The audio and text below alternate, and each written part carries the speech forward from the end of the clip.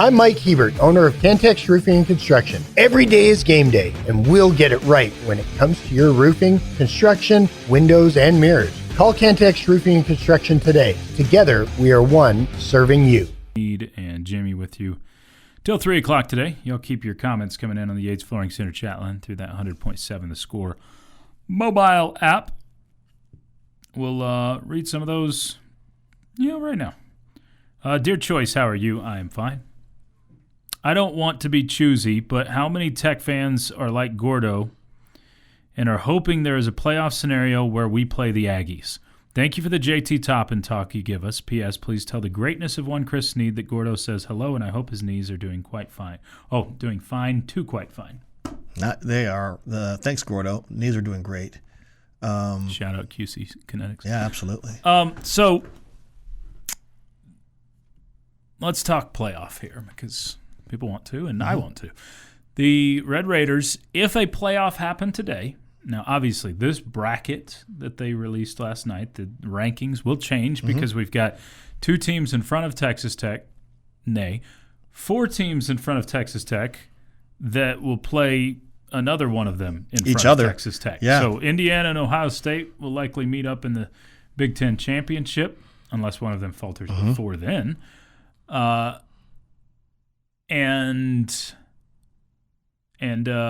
Georgia, Bama, and A&M, some combination of them will end up in a SEC championship. So there's still room. Texas Tech could move up. There's definitely changes that will happen in the rankings. But as of last night, Texas Tech was ranked 6th in the college football playoff rankings and matched up against the 15th ranked team, which was the highest ACC team, in Miami. Do you like that matchup? If that were to happen. Yeah, I like if someone says, I like that matchup. Freeze it right now or roll the dice, you're taking that? You know who I would love to see run out of that tunnel on the other side? Oh, there's plenty of teams. Notre Dame. I would love to see Notre Dame. Those Notre Dame fans want to be on that side. Good. Come down here and get your ass kicked. Let's come on, bring it. So I would pack a lunch. Yeah. Better pack 2. One for the road back. So, but would you be if that was handed on a platter to you right now? Yeah, I would take that. I think I would take it as well. 6th seed against Miami. Heck, Miami has left the state of Florida one time this year. Once. And they went to they did win when they did that. They went up to Notre Dame, won that game. No. Notre Dame was in Miami. Oh, that's right. A&M went to A&M went up there. Yep. Notre Dame. I'm looking right now. Let's see where they are. So Miami has played their first did they go game did they go to Georgia Tech? Georgia Tech, that's it. Yeah. I guess they've No. That was last year's game. You sure? No. So Georgia Tech beat them. They opened against Notre Dame, played Bethune-Cookman, played South Florida, played Florida State. Louisville was at home. Stanford was at home. SMU. That was the one. SMU. And they lost. Ooh. In the state of Texas. SMU.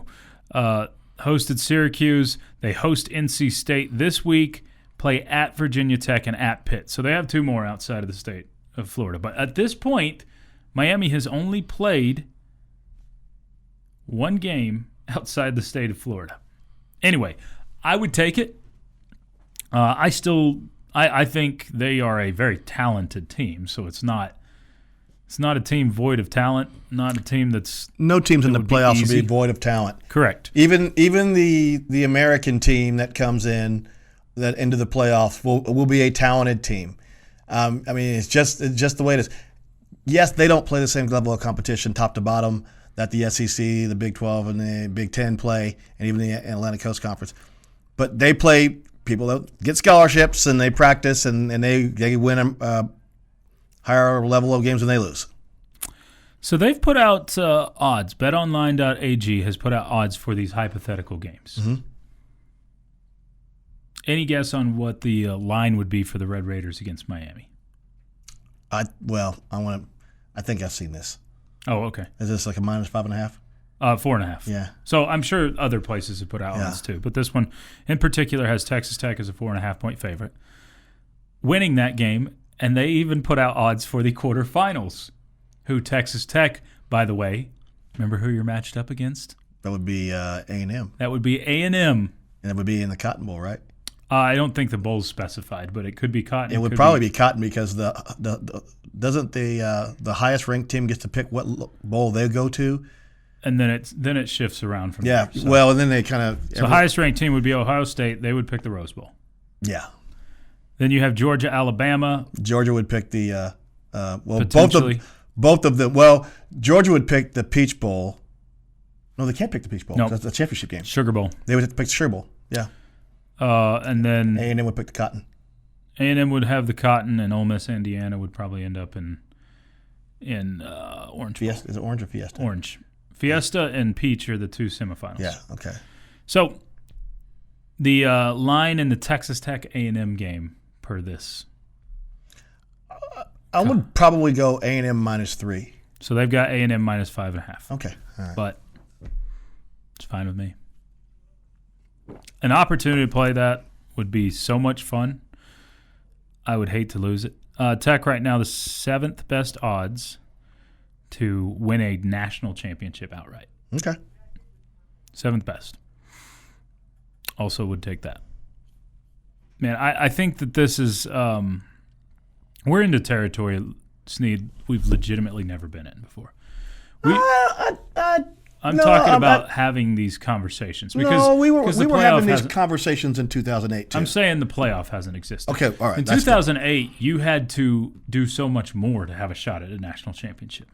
Yeah, you just had to keep more winning. perfect. You had to keep winning. Which in this, I mean, you're in the same boat. You have Yeah. to keep winning, but you had to win 3 games against top 10 teams in a row, And you almost did it. and you did 2 in a row. Yeah. And if you had done the third one, would have been the most impressive because you did it on the road. And you've been in a place that country, you would, because you had upset them the year before, correct? at home, yeah. Yeah. And so, Yep. and that was the Sam Bradford knocked Sam Bradford out. That is correct. And so not only were you coming in undefeated, but you were coming in with them having circled you on their schedule from the previous year. So you had, now you had their third consecutive ABC Saturday night game, and this one just didn't go your way. No, it did not. But That game was over before the coin flip ended. But you also would have, in that year, if there was a 12-team playoff, you'd have been in.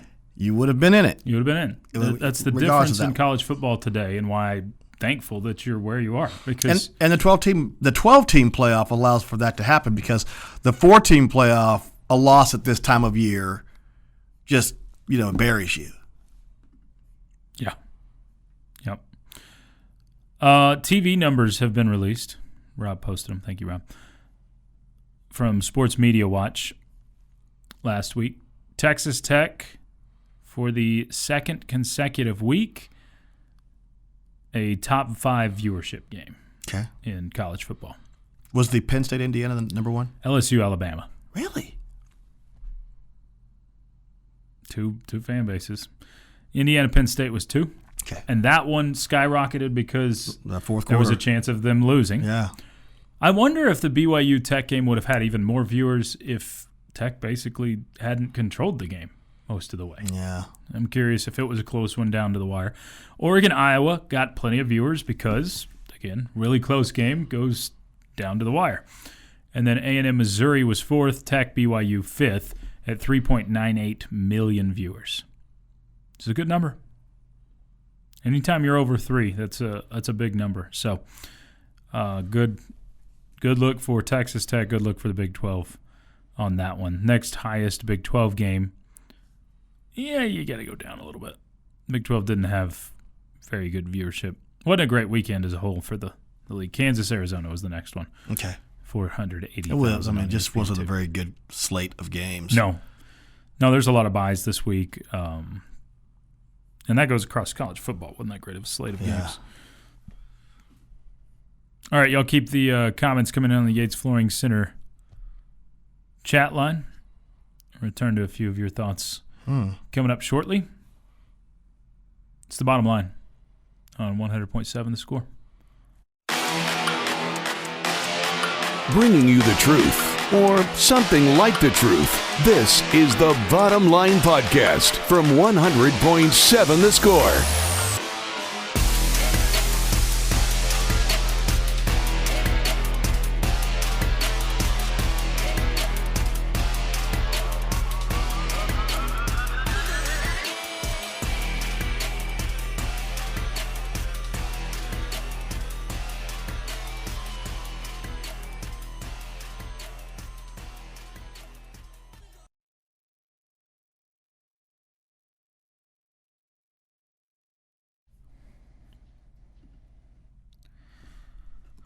Thrilled to be part of your, what is it today? Wednesday.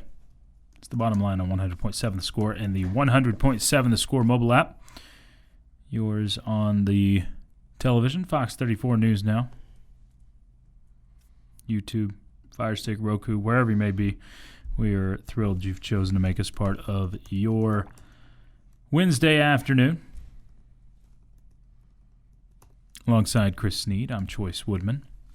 Jimmy Cook back behind the glass taking care of us. Y'all keep hitting us up. We appreciate all the reactions, commentary on the Yates Flooring Center chat line through that 100.7 The Score mobile app.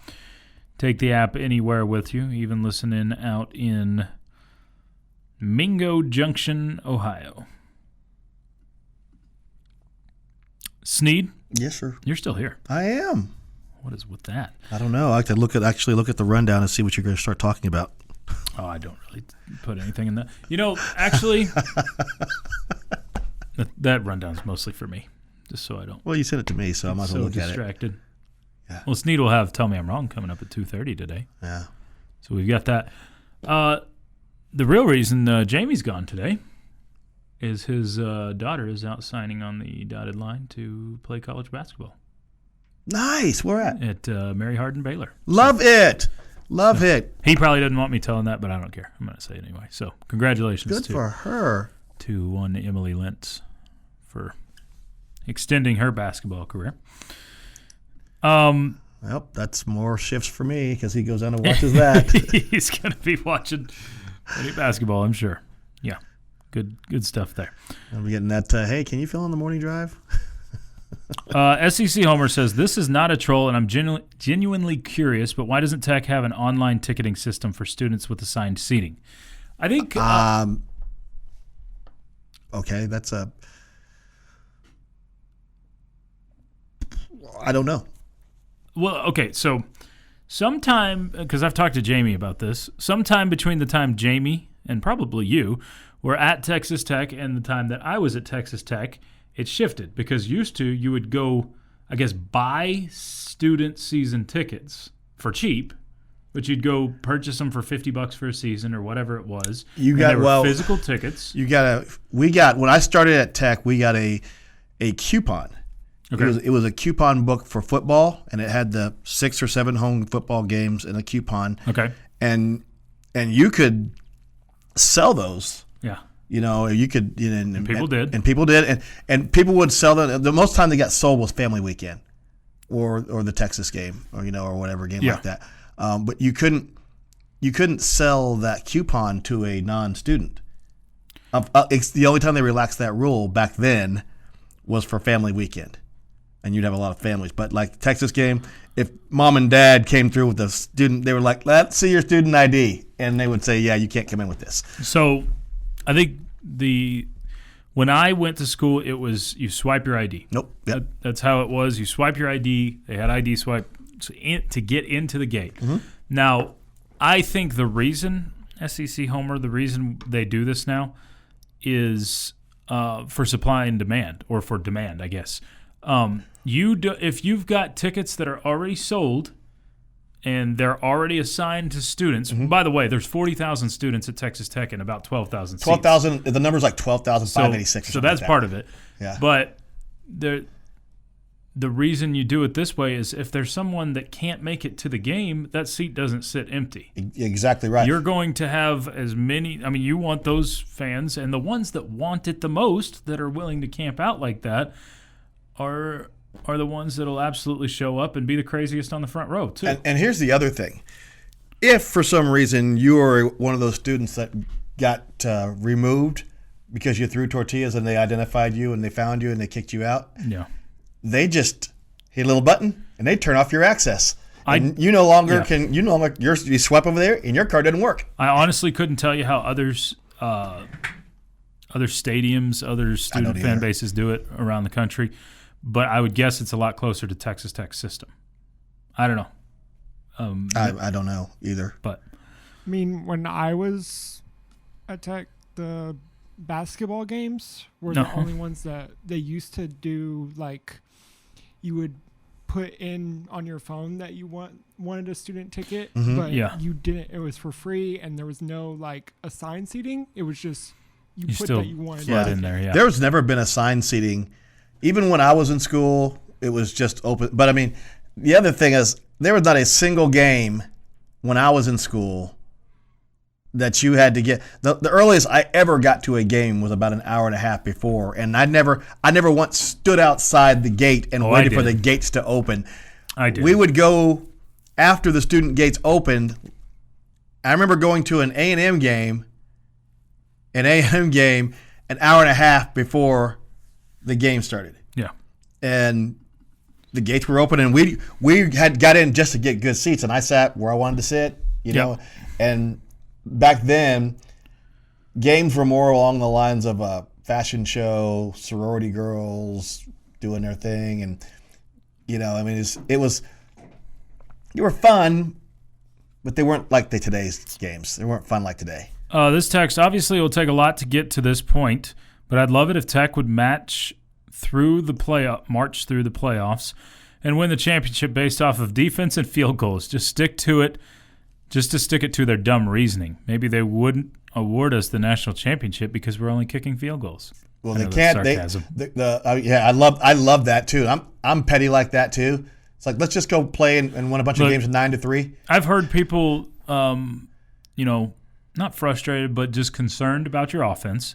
And obviously, 5 field goals. No one's going to want 5 field goals. We love you, Stone Harrington, but kick extra points.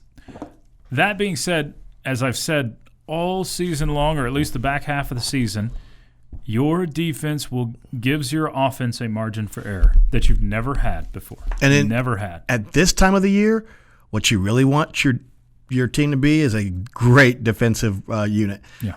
I would much rather have a great defensive team at this time of the year than a humming offensive team at this time of the year because defense travels. So, I wasn't thrilled with Mac Rhodes and his explanation. He's just the guy that says things of what's the committee saying. I wasn't thrilled with him saying that, the offense needs to be better for Texas Tech because I don't believe you get the same judgments across the board. And again, we've heard explanations that don't make sense from the college football playoff for a long time. Yeah. But I think it was just their scapegoat for why they didn't put Texas Tech ahead of Georgia this particular Well, think time. about this. If you listen to McElroy, he wanted Texas Tech ahead of Georgia. Think about this. The most prolific offense you ever had in the history of this university in 2008, and then again in the Patrick Mahomes era. The Mahomes era, the most prolific offense got smoked in the Texas Bowl by LSU with the most prolific passer you've ever had in the history of your university. The greatest team up to this point, 2008, after the 2 weeks after the Crabtree catch. Which is great. By the way, if you had a elite defense, the Crabtree catch wouldn't have mattered because you wouldn't have given up 2 long bombs to Texas in the second half of that game to put them back in the game because you would have dominated them the entire time. And you had to have the Crabtree catch to pull out that awesome day. But we also forget that because our defense was horse blank that day, with the exception of Chris Kachuk, safety on the first play. Charbonnet had an interception for a touchdown. Charbonnet had a pick six, and Kachuk had the safety. It wasn't. It was Kachuk had a safety on the first play of the game. It was Chris Kachuk. No, Chris Kachuk. 93. No, yes, not Chris Kachuk. Chris Kachuk. You're saying it the wrong name, and you're throwing me off. Oh, someone help me. Rob Bro's going to help us during the break. Chris Kachuk. No, it wasn't him. It's the bottom line on 100.7 The Score.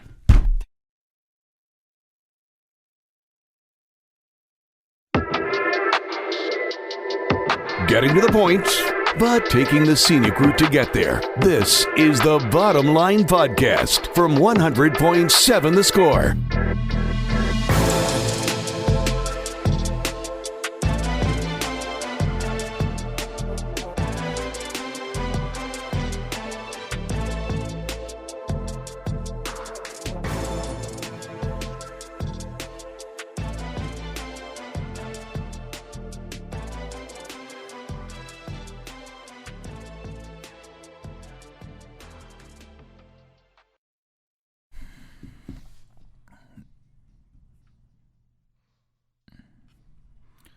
It's a Wednesday afternoon with the Bottom Line on 100.7 Score and the 100.7 Score mobile app.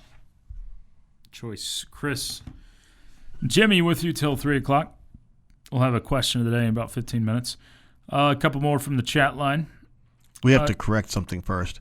Well, that's what a lot on the chat line Well, are. let's correct it before we do that. We didn't look at the top. It was Colby Whitlock, Yes. not Chris Kosura. Like I told you. You didn't say Colby Whitlock. You just said it was not Chris I know Kosura. because you threw me off. I feel like it was one of those I could have said it if you didn't say the wrong Well, name first. I knew it was Colby Whitlock, and I just got Chris Kosura in my mind. 93. Colby Not Whitlock. 78. And that was the very first play of the game, right? Very first play, offensive play from scrimmage. yeah. We had the ball first. We punted the ball to them and Okay, down it on first the one. defense play.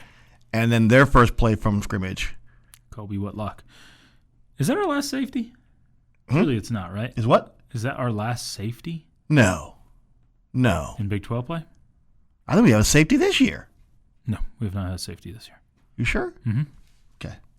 No, I know because You're the radio broadcast I'm people. part of the broadcast, and Just because you're an engineer doesn't No. mean you're paying attention to every play. we have a safety reader that we have Oh. not read. Oh, you've not read the safety in a reader. while. Like it's been Fair enough. It's been quite a while since Fair I guess enough. since I've been on. We have not read the safety reader, and it's been When so I don't know when the was last safety Texas Tech's last safety was. on defense? Yeah, multiple people saying Colby Whitlock. Yeah, it's Colby Whitlock. We should have won that game by 28 in 08 and 06. You're wrong, Sneed. It was Whitlock. I'm aware. Texas Tech's last safety scored on defense was scored in the 2012 season. Oh gosh. Came against the New Mexico Lobos in a game when we won 41-3. Okay. 41-3. Yeah. Someone says, Sneed, are you still reffing SEC games at field level? How does Tech size and speed compare to the games you've been in? I am on record in saying that this would be a top 3 defense in the SEC, and I'm probably a little closer to the top 2. Yeah. And I probably would say without reservation that the only team in the SEC that I think is better than Tech's defense is Georgia's, and I'm not real sure that they're not equal. Yeah. And Georgia, by the way, these are just numbers. Georgia's the 24th or 25th ranked defense in the country. Yeah. Texas Tech's top 5 scoring defense, top 5 total defense. I think there's a little bit about the competition that you're facing there. And Factors that's in. not to knock the Nope. Big 12 or anything like it that. factors in for sure. But game in and game out, the But teams that they see are a little bit, the talent level, top to bottom. This one from the chat line. Tech fans are perpetually unhappy and entitled. I say that as a Tech fan. It drives me crazy how we can be playing great football and people will pick on something so stupid to complain about. I have lived in the moment of saying, can we just be happy? Can enjoy the success, because this doesn't come along. It's been 17 years since you got to enjoy a season like this. So why not enjoy a season like this instead of We should. nitpicking it? And, I get it. We want to be the person that says, see, I told you, I told you this was going to get us if we just enjoy the moments. But yes, I agree. First and foremost, enjoy this because, again, this is territory we've never been in the college football playoff era. The second thing is I don't have a problem with saying, okay, we need to get better here. We need to get better here. We need to get better here. Because there were plenty of things on Saturday, especially from an offensive standpoint, where you need to get better. Yeah. You need to be able to convert in the red zone. You need to be able to catch the football. Too many drops. and it's nothing different than what they're saying in that building down the road. So I say need to. You don't have to get any better than you have been to win your next 2 football games. Yeah. And honestly, probably your next 3. Probably the Big 12 championship. You don't have to be any better than you've been to this point. But we're getting into the territory of dreaming big and talking about games against Alabama and talking about games against Indiana and Ohio State and Texas A&M and Miami and these. That's where you do need to be better and clean up some of the little things, offensively speaking, if you're going to win games at the highest level in the college football playoff. Yeah. Well, I mean, and I think that, we think about 2008. We refer to that year a lot, in comparison to this year. Rightfully so. We thought, hey, we've arrived. We've got the coach, we've got the offense, we've got the players, we've got all this. And think about this. 13 months later, the head coach was gone. And your program went sideways. Nothing is guaranteed. So why would you spend this time when you're in tall cotton in the middle of the college football world is talking about you? You've got players in the Heisman conversation. You've got players that are in award conversations, and we're talking, well, if our offense doesn't play any better, their offense is playing pretty good right now. Remember this, and I'm going to keep saying this until people in the back hear it. The worst game you played this year, you lost by 4 points, once again, on the road with your backup quarterback in a game where you were getting dominated offensively. And on the last play of the game, you threw the ball into the end zone and your receiver had 2 hands on it. Yep. Just remember that. And the worst game you played this year. Yeah. I also think that you can be happy at the same time while nitpicking. You can still nitpick and be happy Sure you can. about the moment. We just have some people who are not. I think they're happier when they're wallowing in there. There's people that go straight to the negativity before any joy at all. There's no joy in there. We got no chance once we play so-and-so. Wait till someone with a real – remember, people told us that BYU is going to come in here and blank us. Never saw them, yeah. Well, guess what? They left with their tails between their legs. What's that blank? What is this blank you speak of? Sing to? No, it's this 4 asterisks. Yell at? 4 asterisks. Preach the Mormon gospel? I'm just trying to figure out what this blank is. Wow. Kalani Sitake was excited about that play at the end of the. Well, it was a big play. It was. Would have been 20 I was like, should they have kicked it at the end of the half? I would take your points. There's a lot of people that said that. I had no problem. I was very much on the fence. But either way, you had on that play. You had two receivers touch the ball in the end zone in their hands. Yep, the back-to-back plays, or 2 out of 3 there. 2 out of 3. Well, really, you actually had 3 because the one before that you dropped on. You really had 3 guys touch the ball in the end zone on that drive. Yep, you had chances, but and that's where you've got to get better. That's as simple as that. That's where you've got to get better. Clean up the little stuff, drops. Clean up the execution on inside the red zone and the pre-snap penalties that put you behind the sticks on first down. So, again, these are things that they're saying over there. You move the ball between the 20s plenty well. You have the ability to move the ball. You just got to execute at a higher level because the margin for victory will shrink once you play teams of a higher caliber. Did you? What did I do? Did you get the email from Texas Tech to book your championship game tickets? Yes. Or I didn't. Did you do that? Family has, yes. You not going? Oh, I did too. Oh, okay. I thought you already bought some. I did. So you got extras. Maybe. Well, we already know you got extras for the LSU basketball game. My gosh, I got extra. I've got so many tickets for the LSU basketball game. I bought it twice. For those who don't know, I when those first came out through Tech, I bought them. And then after I bought my Big 12 championship game tickets, I realized that, hey, I went over and bought some more basketball tickets, and then I realized I had 6 tickets to that game all of a sudden. Interesting question from the chat line. We'll get to that coming up. We got a question from me. Yeah. Next as well. It's the bottom line. We're hanging out with you till 3 o'clock on 100.7 The Score.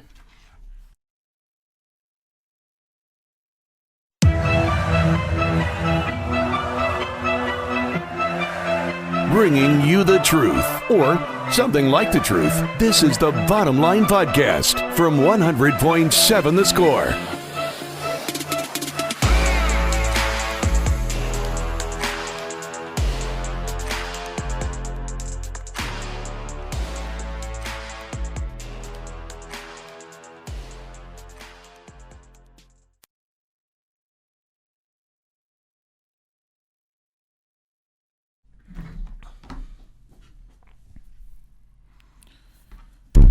Thrilled to be part of your hump day. It's the bottom line on 100.7 The Score and the 100.7 The Score mobile app. Chois, Sneed, and Jimmy here in the First United Bank studio. May have my tickets sold. Already? Yeah. That's quick. Yeah. We will keep getting to some of your thoughts on the Yates Flink Center chat line in a little bit. But first, sidestep for a question of the day. Time now for Jamie's question of the day on 100.7 The Score. Brought to you by someone not named Jamie and presented by Connecticut of West Texas. Life's hard, your water shouldn't be. All right, Chris. Yes. Jimmy, our fine listening audience. We talk a ton about this defense. Okay. I'm going to tell you, I stole this question from Rob Bro, by the way. But we talk a bunch about this defense. One thing that hasn't been recognized probably as much as it should on this Texas Tech football team is you have the best running back duo in the Big 12. And there's really no argument to that. That is fact. There's not an argument to that. You have the best duo. Now, you can argue who's the best individual, those sorts of things. Cam Dickey leads the Big 12 in rushing right now. But I want to know, in your mind, this is the best Texas Tech running back duo since when? Wow. And it may be a short period of time because there's a couple of good ones not too long ago. Yeah, I mean you had the Taj Brooks and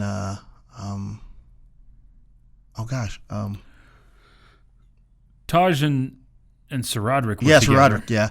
Those two were together. I want to drop this. I want to go pretty far back in the annals, and I'm going to go from when we were a power running team. We had a backfield. Now it wasn't a backfield together, but we had a 1-2 punch of Anthony Lynn and Bam Morris for a year. Okay. Senior Anthony Lynn, freshman Bam Morris.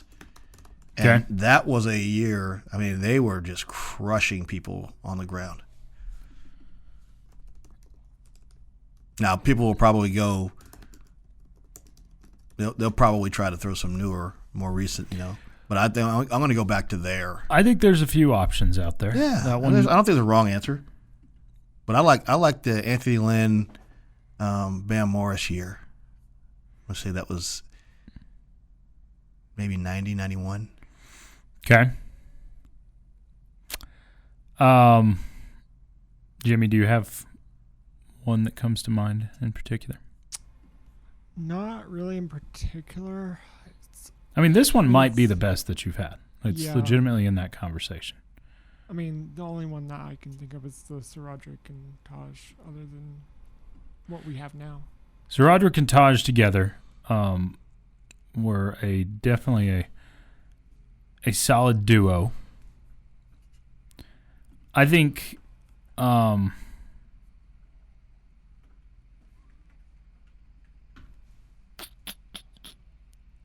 another one that you go to is there's Justin Stockton along with DeAndre Washington. Those two were pretty good pretty solid backfield. I think this is your best that maybe you've ever had when we're talking about duos. Because you got to go back quite a ways till you've had a couple of guys go for 1,000 yards from scrimmage, and you're going to have that this year barring some injury. Because both are really good catching the ball and running the ball out of the backfield. So I was trying to remember back to see if Torian Henderson and Ricky Williams overlapped. They did not. Ricky Williams and Shad Williams were a pretty good group together in the late 90s, early 2000s. Of course, Texas Tech, Ricky Williams there. Saw Shad Williams on the field at the Mississippi State-Texas game. He's a strength guy for Mississippi State now. Is he really? Oh, yeah. He is. Boy, he is yoked up. And always great to see Andrews, him. right? Yeah. You know Jeff Lebby, the head coach there? He was. I called his senior year. I want to say it was the 2009, maybe, Andrews playoff game against Borger. Mm-hmm. He was on that team as a player. I want to remind him of that in pregame. He was like, wow. They beat Borger 10-3 that day. Really? Yeah. So, yeah, I think that this is probably the best running back duo that you've ever had. Yeah, probably. I mean, and it's not because one, and that usually means one doesn't separate a lot from the other ones, but this particular group, I mean, I can't pick out a duo that I'm saying is clearly better than that. I guess another one that you've got to put in the mix is Shannon Woods and Baron Batch. Yeah, that's pretty. I guess good. that's from 2008. Those two went. Baron went for 758, 716 for Shannon Woods. So two running backs over 700. Shannon had 397 receiving yards. Baron had 449. So both backs went over 1,000 yards combined. 1,000 yards each. I think you'll get close to that, if not surpass it this year. So I'm looking back at the rosters in the season from 1993, and it's funny as you go. This is a team that went 6-6. They went 6-5 in the regular season. Yep. Lost in the Sun Bowl to Oklahoma. And I mean, the team was famously spending the night in Juarez the night before the game, and we played like it the next day. The funny part about this, in that 12-game season, including the bowl game, 5 games televised. Only 5. But that was normal There's a difference. back then. 3 of those games were on Raycom. 1 game on ABC, 1 game on CBS, the bowl game. It's crazy how that works now. Yeah, and I remember how big of a deal it was when the 2002 game between Tech, 2002 or 01. Anyway, the Wes Welker punt return game against A&M wasn't on TV. Was not on TV. I remember because I remember having to sit down, or actually we had to stop the car when we got good signal. I listened to that game on the radio with Kaylee. Kaylee was a baby laying on my chest. Yeah. And hang on, that's 2002? It should have been 02, yeah. No, that was Shelby was on my chest as a baby. Welker, 02? Or 01? Or 03? No, it wasn't 03. It was 01 or 02? It was 01. And no, it was 01 because Shelby would have been No, it's 02. That's what I thought. It's 02 because Shelby would have been less than a year. We're about to find out. Shelby would have been less than a year old. 2002. Yep. Right. 48-47. I was listening to that game in my recliner. Shelby laying on it. She slept basically the entirety of the second half, and I couldn't get up and cheer when Welker ran it back because I'm sitting there listening to the game on the radio because it's not on TV, and I cheered and woke her up, and she bawled so loud when regretted that one. We kicked the extra point to win the game in the Nehemiah after they missed it. Yeah. People saying Batch and Shannon. Okay. Billy Taylor and Mark Julian. That's way old. Yeah. Yeah, that's a little far back. Or Irvin Ferris and James Gray.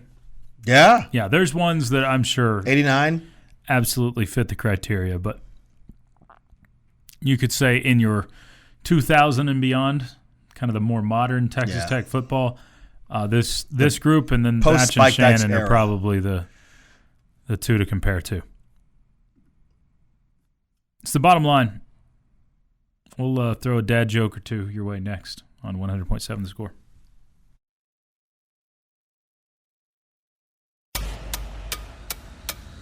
Bringing you the truth, or something like the truth. This is the Bottom Line Podcast from 100.7 The Score.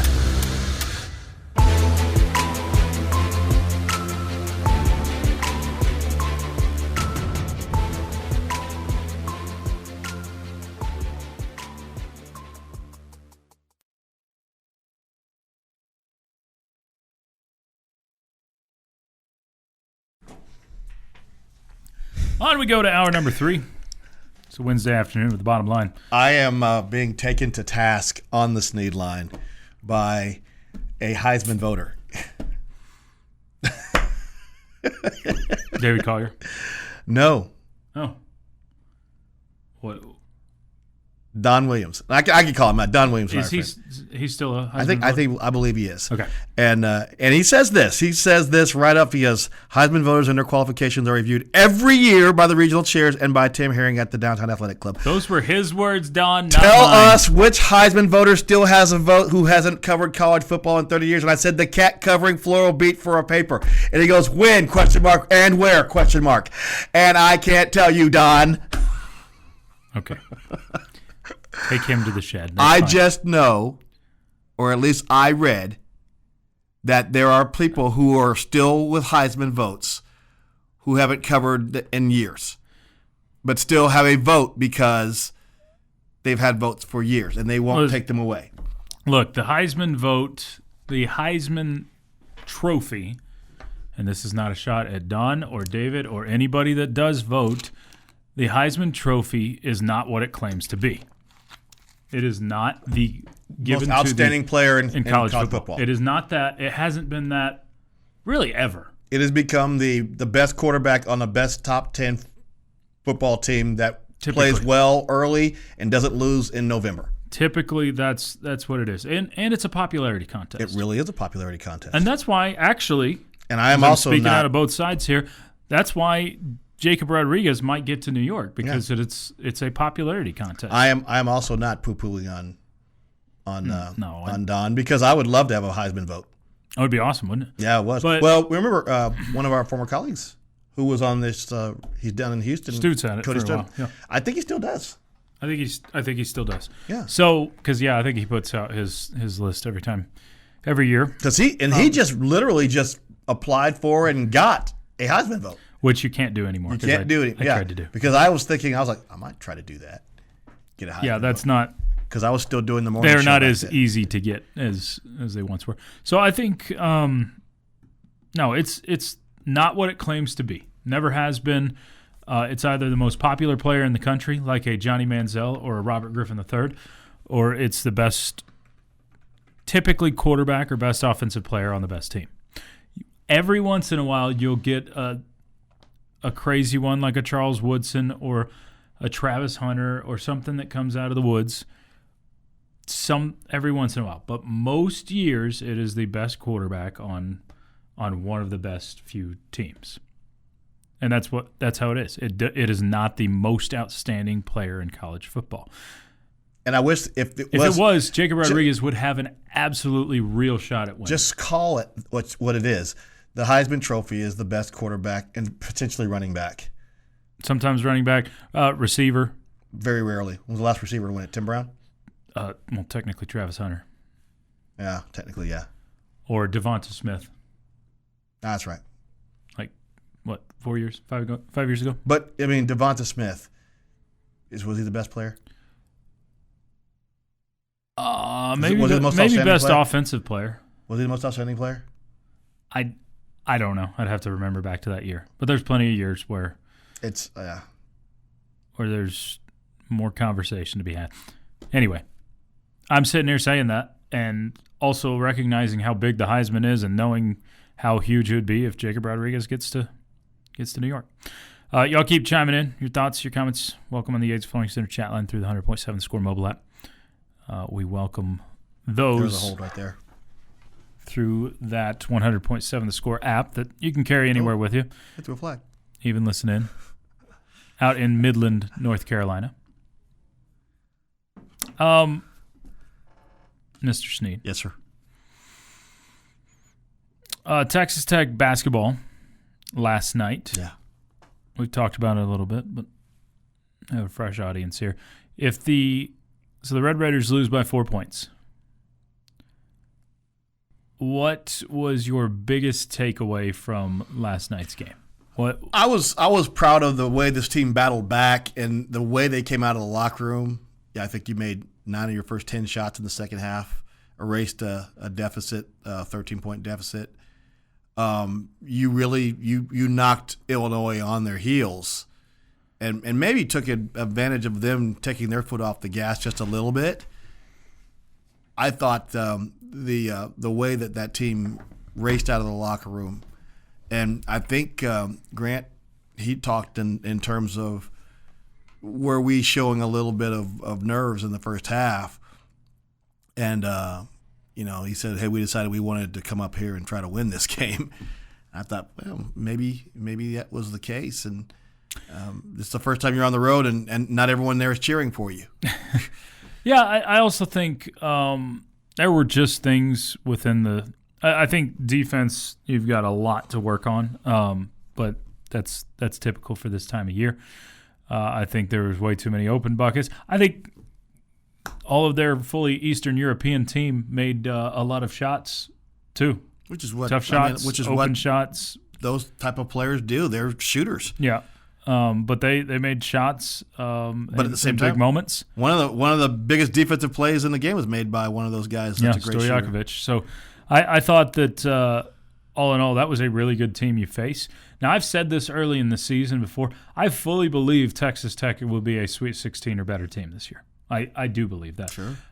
I've said this at other times when you've played teams in multi-team events or non-conference matchups where I thought, oh, that Creighton team, they're fantastic. Or this team or that team you played, that's going to be a much better team. Heck, St. John's looked pretty darn good when you played them last year. Not Illinois, Ohio State when we played them in Louisville. There's times, those guys are good. Heck, when you lost to DePaul a few years back in Chicago, they looked like a really good team that night. And then? I don't know what Illinois is going to turn into. I think they're a pretty good team. They didn't even have what was supposedly their best player last night. Yeah. They've got some pretty good pieces. But you were also without your rim protector, and that showed. Yeah. I think you were nowhere close to your best offense or defense last night, and you were out-tripped to the free throw line by 16. So all of that considered, a 4-point loss on the road to a top 15 team wasn't that bad. Am I sitting here happy about it? No, not at all. Nor are they. But I think there is nothing I take away from last night's game where I sit and say, this changes how I think about what this team is or what this team can become. Oh, boy. What did you do? I've angered Don. You've stepped into it. Big old pile of it now right he's there. Taking shots. Okay, I'm going to retract what I said about the Heisman. Oh, is he taking shots at people in stripes? Yeah, he's taking shots. All right, Don, I want to hear it. No. Text me, Don. I want to hear the shots. It's okay. Please. Because I don't think Don was. I know you shouldn't pick fights with people who buy the ink by the barrel, but I mean, I could take some shots too, and he wouldn't, and they wouldn't like that. But Don's a friend, and I want to remain friends. But I think he's getting dangerously close to the line right there. What he just said. Ooh. As someone says, I heard earlier that J-Rod doesn't have a chance to get invited to New York. They said he wasn't even in the top 10 contenders. He needs to be, though. I mean, we don't. I think they were referring to the On3 panel that votes on, like, just puts together their own little vote, and he wasn't in their top 10. But you've got other big names talking about him like he is. So he needs to have a good next couple of weeks, and there'll be a shot for it. We'll see. Headlines for you next. It's the bottom line on 100.7 The Score. This has been the Bottom Line Podcast from 100.7 The Score. Go to 100-7thescore.com for more from the Double T Sports Network.